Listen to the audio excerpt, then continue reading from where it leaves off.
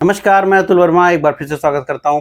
इस वीडियो में हम बात करेंगे जो बड़ा परिवर्तन किया है एफएनओ को लेकर के। कई सारे नियम बदल दिए गए हैं, सेबी ने बड़े परिवर्तन किए हैं। उनमें से जो सबसे बड़ा परिवर्तन किया गया है वो यही किया गया है कि जो निफ्टी है, बैंक निफ्टी है, यानी जो एनएससी के प्रोडक्ट्स हैं, जो कुछ भी एनएससी डेरिवेटिव में काम होता है वो सारे के सारे आपको पता ही होगा कि बृहस्पतिवार को क्लोज होता है, यानी एक्सपायर होता है। वीकली वाला जो है, वीक के एक्सपायरी को आप हर वीक में देखते हैं, बृहस्पतिवार को एक्सपायर होता है। और वहीं पर जो महीना होता है, महीने के जो कॉन्ट्रैक्ट होते हैं वो महीने के अंतिम बृहस्पतिवार को एक्सपायर होते हैं। चूंकि एनएससी ज्यादातर स्टॉक्स के डेरिवेटिव भी जनरेट करता है, तो वो भी आपके बृहस्पतिवार को एक्सपायर होते दिखते हैं। यहां पर अब होगा बड़ा परिवर्तन, और ये जो बड़ा परिवर्तन होगा, ये परिवर्तन आपको देखने को मिलेगा ये कि अब मंगलवार को बड़े जो यूं कहिए मंगलवार का दिन होगा, उस दिन अब सारे के सारे जो एनएससी के कॉन्ट्रैक्ट्स होंगे, चाहे वो निफ्टी हो, चाहे वो बैंक निफ्टी हो, चाहे वो स्टॉक्स भी हो, वो वहां पर ट्रेड होते हुए या एक्सपायर होते हुए दिखाई पड़ेंगे मंथली के दिन। और जो वीकली हैं वो वीकली के दिन, लेकिन मंगलवार को होगा। और जो बृहस्पतिवार का समय है वो पूरी तरह से अब बीएससी के पास चला गया है। बीएससी का जो बैंकेक्स है, सेंसेक्स है, ये सारे अब बृहस्पतिवार को एक्सपायर होते दिखेंगे। ये लागू कब से होगा? तो जाहिर सी बात है ये लागू होगा 1 सितंबर 2025 से।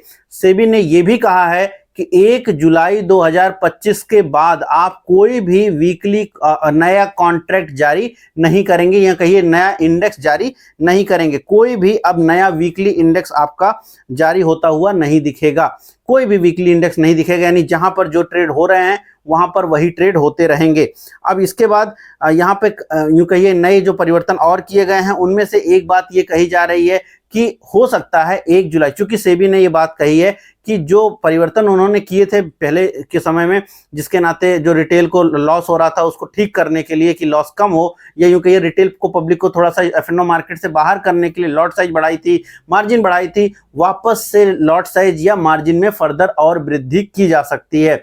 साथ में अगर आपको पता हो, इसी चैनल पे मैंने करीब 4-5 महीने पहले एक न्यूज आपके सामने रखी थी कि हो सकता है एफएनओ के लेकर के कोई आपको एकेडमिक बातें की जाए, या कि कोई एक छोटा सा सर्टिफिकेट आ जाए, उसको आपको पास करना पड़ जाए, तो यानी आपके पास एफएनओ की जानकारी है, ये बात आप प्रूव करें। तो हो सकता है आने वाले वक्त में ये भी आपको देखने को मिले, इसके ऊपर विचार हो रहा है। यद्यपि मार्जिन जो बढ़ने की उम्मीद है, ये आप मान के चलें 1 जुलाई या फिर 1 सितंबर से आपको ये होता हुआ दिखाई पड़ जाएगा कि मार्जिन में थोड़ी और वृद्धि हो जाएगी। तो जो लोग ऑप्शंस बाई करते हैं उनके सामने तकलीफ बढ़ेगी, लेकिन जो ऑप्शन सेल करते हैं उनके सामने और भी ज्यादा तकलीफ बढ़ती हुई दिखाई पड़ेगी।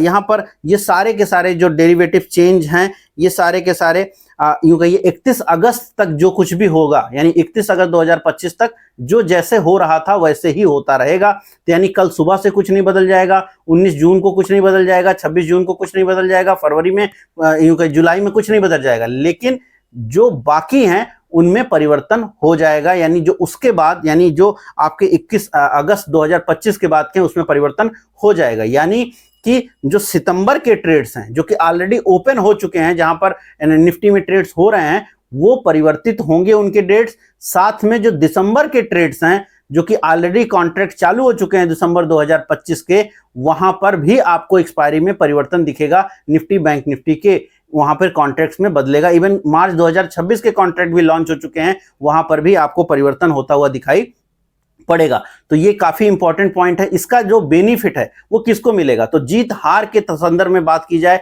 और क्या ये रिपोर्ट सही है? हाँ, ये रिपोर्ट सही है, क्योंकि दोनों ही एक्सचेंजेस ने, यानी एनएससी ने और बीएससी ने स्वीकार कर लिया है इस बात को कि हाँ, उनको ये डेट्स दी गई हैं। उनसे मांगा गया था, यद्यपि उनसे मांगा गया था कि हमको बृहस्पतिवार को करने को बोलो या आपको मंगलवार को करना है। दोनों ही डेट्स उनको दी गई थी, जिन्होंने जो भी मांगा होगा वो मिला। बीएससी ने कहा कि उन्होंने बृहस्पतिवार मांगा था, उनको बृहस्पतिवार मिल गया। एनएससी ने ऐसा कुछ नहीं कहा, बट ये जरूर कहा कि मुझे मंगलवार दिया गया है।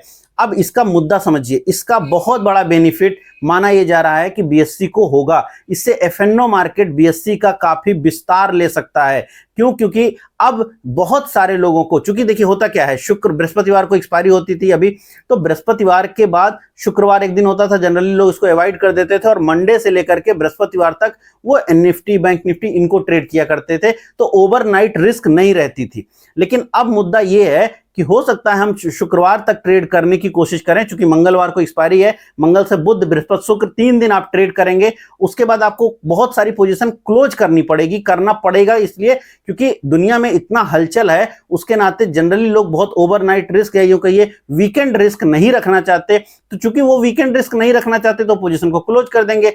अब वो सोमवार को नया ट्रेड बनाएंगे या नहीं बनाएंगे वो कहना कठिन हो जाएगा। तो अल्टीमेटली जो बृहस्पतिवार की एक्सपायरी है और ब्रेन चूंकि उस पर सेट है, तो वो चीज जो है अब बीएससी के खाते में जाती दिख रही है।